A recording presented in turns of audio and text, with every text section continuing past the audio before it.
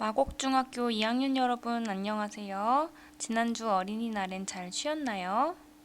이번 주 선생님이랑 공부할 내용은 비열과 열 팽창이에요. 비열은 조금 어려운 개념이라 선생님이랑 한 번 더 배우는 겁니다. 준비되셨으면 시작하도록 할게요. 지난 시간에 배웠던 개념 다시 한번 점검해 보도록 할게요. 자, 물질 1kg의 온도를 1도씨 높이는 데 필요한 열량을 땡땡이라고 합니다. 자, 두 글자예요. 어떤 개념이죠? 조금 어렵다고 했는데. 맞아요. 비열이라고 합니다. 질량이 같은 두 물질이 같은 열량을 얻었을 때, 자, 질량도 같고 얻은 열량도 같아요. 이때 비열이 크다. 자, 비교원의 개념이에요. 비열이 크다는 것은 온도 변화를 일으키는데 에너지가 많이 필요하다는 거예요. 그러면 결과적으로 같은 열량을 얻었으니까 온도 변화는 어떻게 된다? 더 적게 일어납니다. 좀 이해가 됐나요? 자, 또 지난 시간에 선생님이 냈던 문제 한번 확인해 볼 건데 여러분이 제출한 문제 그 답안 중에서 몇 가지를 선생님이 캡처해 봤어요. 자, 여러분의 답으로 한번 확인해 봅시다. 일단 문제. 열평형을 이용하는 실생활의 두 가지 찾아보기예요. 선생님 힌트도 줬었죠? 자, 열평형 개념. 자, 열평형이 뭐였는지 일단 떠올려야겠다. 자, 열평형이 어떤 개념이었을까요? 네, 접촉을 통해 두 물체가 열을 주고받아 결국에는 온도가 같아지는 경우 그게 열평형이었어요. 자, 한번 볼게요. 자, 아이스 아메리카노 그리고 온도계 잘했어요. 얼음에서 음료로 여기 반대로 썼네요. 여기 학생은 얼음에서 음료로 이동하는 것이 아니고 표시해야겠다. 음료에서 열이 이동하니까 얼음으로 열이 이동해가지고 결국 열평형 되는 거. 온도를 재는 대상에서 온도로 열이 여긴 또 맞게 썼네요. 열이 이동하는 거. 자, 다음 음료를 얼음물에 넣어두면 온도가 같아진다. 오, 좋아요. 이거 열평형 맞죠? 같아지면 이제 열평형 된 거예요. 수박 계곡물에 넣어두면 온도가 같아진다. 잘했어요. 미지근한 음료에 얼음을 넣으면 음료의 열이 얼음으로 이동하여 음료도 시원해진다. 차가운 숟가락을 뜨거운 국에 넣으면 숟가락도 뜨거워진다. 오, 잘했네요. 따뜻한 음료수에 차가운 얼음을 넣어 열평형을 맞춘다. 뭐 욕조 얘기도 있고 열이 날 때 수건을 적셔서 온도를 낮추는 얘기. 좋아요. 냉장고 속에 채소 넣어주면 온도가 같아지는 거. 다들 아주 잘 답을 해줬네요. 자, 결과적으로 열평형이란 서로 다른 온도의 물체가 접촉을 한 뒤, 접촉을 통해서 결국 온도가 같아지면 이게 다 열평형이다 라고 볼 수 있는 거예요. 다들 아주 잘 썼고 선생님이 캡처하지 않았다고 해서 내 답은 틀린 거 아니야? 이렇게 생각하지 마시고 여기 선생님 모범 답안 몇 가지 알려줬으니까 이걸 바탕으로 자신의 생각도 맞겠구나, 나는 이 부분이 부족하구나 이렇게 받아들이시면 될 것 같습니다. 자, 다음으로 넘어갈게요. 자, 이제 진도 나가 볼게요. 지난 시간에 배웠던 비열 개념을 조금 더 보충해 보도록 하겠습니다. 다시 한번 정의 한번 볼게요. 비열이란 물질 1kg의 온도를 1도씨 높이는데 필요한 열량이에요. 자, 킬로그램은 질량의 단위죠, 질량. 그걸 온도, 도씨, 온도를 높이는데 필요한 열량. 자, 열량 단위 뭐였어요? 킬로칼로리, 칼로리 쓰죠. 칼로리 씁니다. 물질 1kg의 온도를 1도씨 높인대요. 자, 1이라는 숫자는 기준이 되는 숫자죠. 그러니까 예를 들어 뭐 2kg의 물체가 있다. 그러면 얘는 1kg일 때 얼마나 변하는지를 알아봐야겠죠. 그래서 질량으로 나눠줘야 돼요. 그래서 여기 보시면 질량은 아래쪽에 예를 들어 2kg. 자, 온도 변화도 마찬가지예요. 1이라는 숫자는 기준이 되는 숫자니까 만약에 5도씨 높이는데 뭐 예를 들어 10칼로리가 소모됐다. 뭐 이런 식으로 나와 있다면 5도씨니까 기준이 되는 1도씨로 나눠줘야 되겠죠. 그래서 질량 예를 들어 5. 그래서 단위가 비열의 단위가 뭐냐면 좀 특이해요. 비열은 칼로리 퍼 질량 단위 그램이죠. 그램. 그리고 도씨예요. 단위가 특이합니다. 보시면 자, 여러 가지 물질의 비열은 칼로리 퍼 킬로그램 도시. 자, 선생님이 아까 그냥 칼로리라고 했는데 K는 1000을 곱한 것이에요. 그래서 분모 분자다 1000을 곱하면 값이 같아지죠. 그래서 두 가지인데 보통은 K를 붙여서 킬로칼로리를 씁니다. 칼로리 퍼 킬로그램 도시. 이게 바로 비열의 단위입니다. 자, 비열이 보통은 물보다 더 큰 비열을 가진 물체는 안 나와요. 물을 보통 기준으로 합니다. 우리 인간의 몸도 70%는 물로 이루어져 있죠. 그래서 물은 비열이 1이에요. 1. 얼음은 0.5. 같은 물질이더라도 상태에 따라서 비열은 달라질 수 있습니다. 물, 얼음 같은 물질이지만 상태가 다르죠. 상태가 고체냐, 뭐 액체냐에 따라서 비열은 달라질 수 있어요. 자, 그리고 알루미늄은 0.1, 굉장히 낮죠. 그리고 모래는 0.2, 그리고 철은 0.1입니다. 저 위에 있는 두 친구, 모래는 엄청 뜨겁네. 그럼 모래는 비열이 0.2니까. 바닷물은 시원한데? 그럼 물은 1.0이니까. 뭐가? 비열이. 그러면 같은 열을 받았을 때 온도 변화는 물은 조금, 모래는 엄청 많이 이렇게 일어나는 거죠. 이게 비열의 개념입니다. 오늘 조금 어려웠죠? 자, 그럼 실전 문제 해보도록 하겠습니다. 질량이 0.5kg인 물질이 1kcal의 열량을 얻어 온도가 10도씨 상승했대요. 이때의 비열은 얼마인가? 자, 여기서 중요한 것은 질량도 1kg, 그리고 온도도 1도씨로 맞춰주면 비열의 값을 구할 수 있는 거예요. 해볼게요. 자, 비열이란 열량을 말합니다. 근데 이때 열량은 질량 1kg, 온도 변화 1도씨로 맞춰줘야 돼요. 자, 열량 여기 나와 있네요. 얼마 나와 있어요? 1kcal.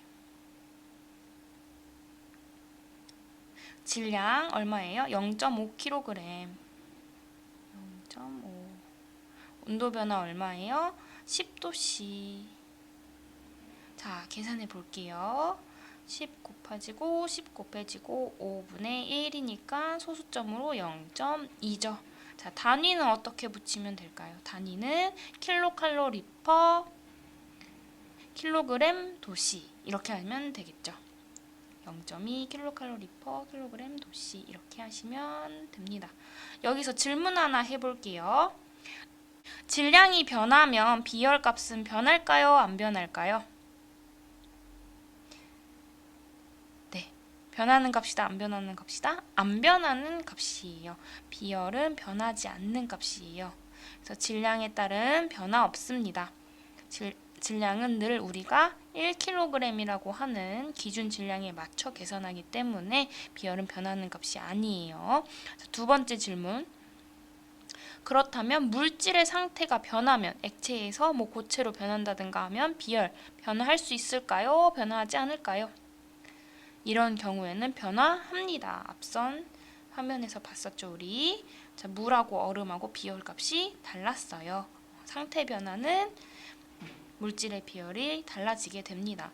그래서 비열은 나중에 배우겠지만 물질의 특성 중에 한 가지가 될 수 있습니다.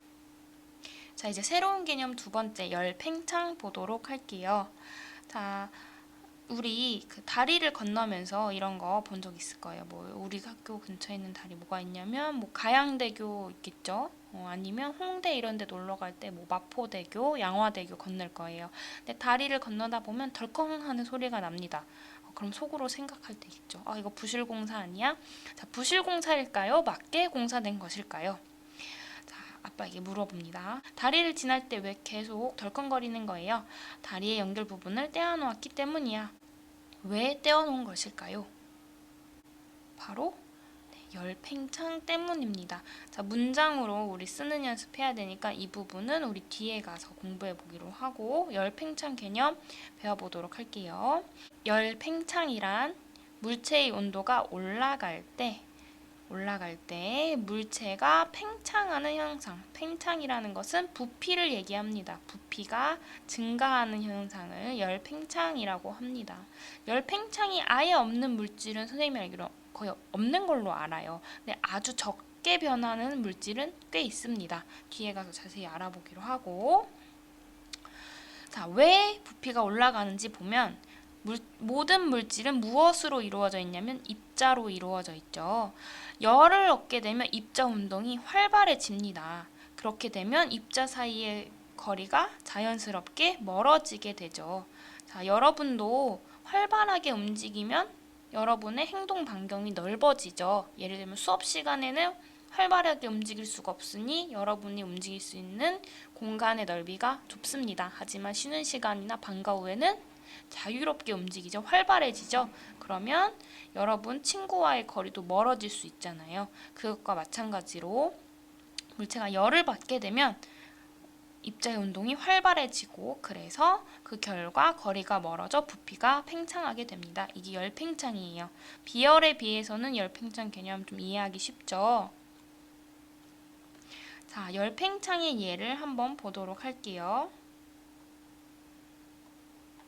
아까 얘기했던 다리 연결 부분의 틈. 자, 여름에는 이 틈이 좀 채워지겠죠. 겨울에는 이렇게 멀어지기도 하고요. 그리고 구부려 놓은 가스관.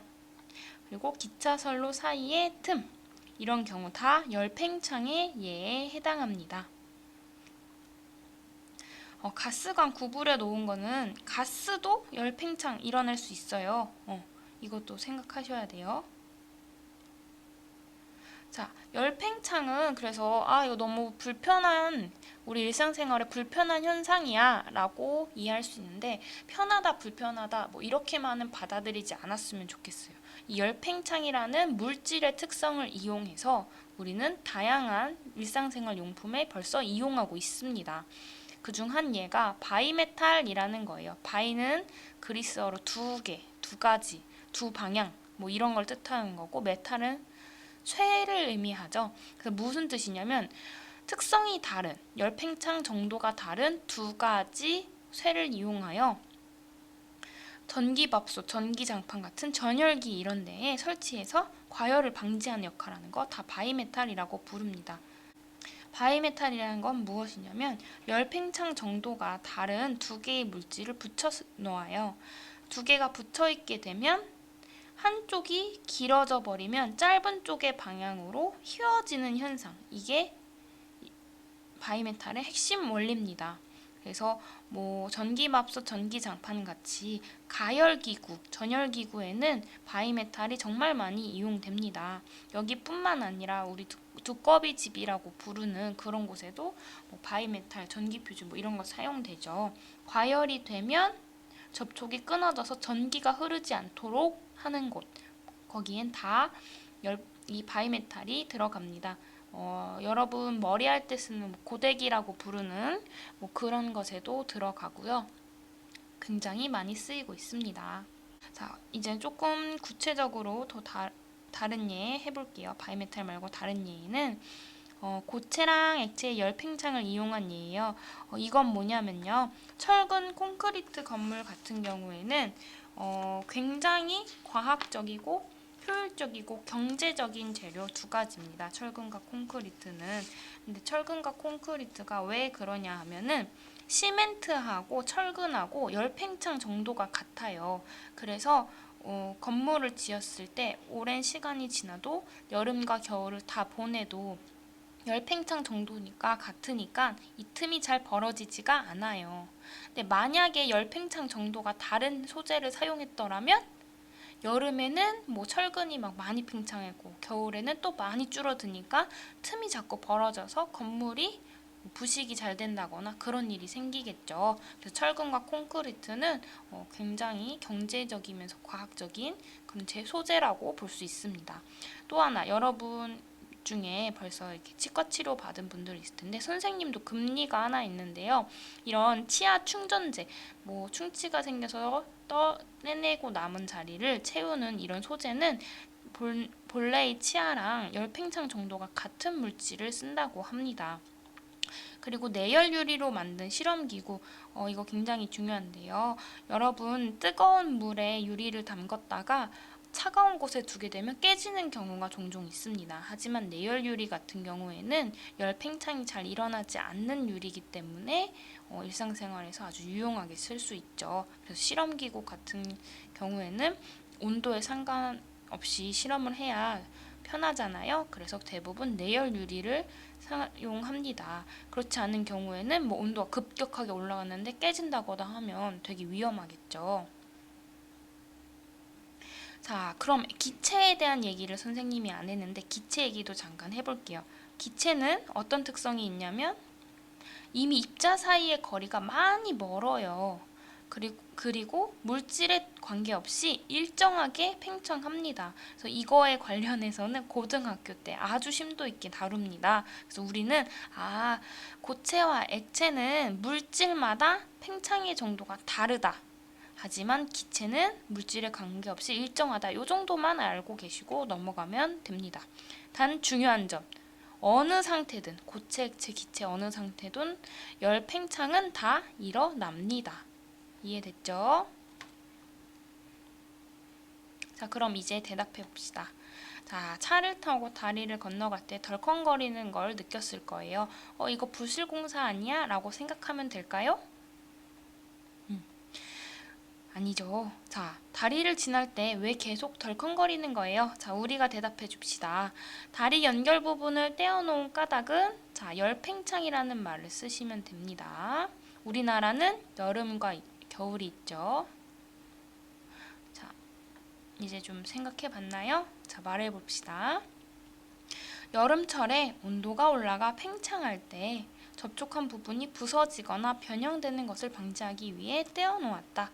우리나라는 온도 차이가 굉장히 심한 나라이기 때문에 심한 지역이기 때문에 겨울에 맞춰서 다리를 짚게 되면 여름에는 다리가 휠지도 몰라요. 팽창해서. 그리고 여름에 맞춰 다리를 건설해 놓은 다음에 겨울이 되면 다리가 끊어질지도 몰라요. 그래서 이런 이음새를 떨어뜨려 놓아서 여름, 겨울 모두 안전에 문제없이 다리를 사용할 수 있도록 열팽창을 이용하여 다리를 만든 것입니다. 자, 여기까지 해서 진도는 마치도록 할게요. 질문 있으면 언제나 비공개 댓글로 남겨주시면 친절하게 설명해 주도록 할게요. 마곡중학교 2학년 여러분 고생 많으셨습니다.